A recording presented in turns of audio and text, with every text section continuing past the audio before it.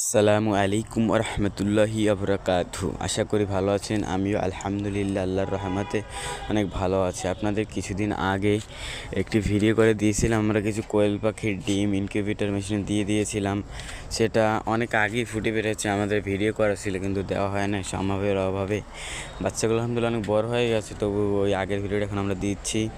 তো আমাদের ওখানে মোট 54টার মতো বাচ্চা ফুটেছিল। আলহামদুলিল্লাহ খুব সুন্দর বাচ্চা এসেছে আমাদের।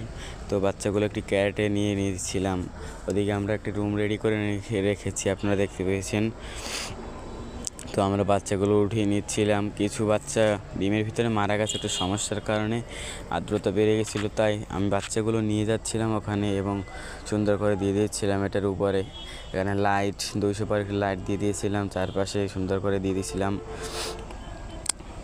তো আমাদের জন্য সবাই আপনারা দোয়া করবেন যাতে আমরা এভাবে আরও ব্যবসা বাড়াতে পারি, যাতে আমাদের ব্যবসা সফলতা দান করেন। এই লাস্টের বড় হওয়ার পরে ভিডিও তো সবাই দোয়া করবেন। আসসালামু আলাইকুম ওয়া রাহমাতুল্লাহি ওয়া বারাকাতুহু।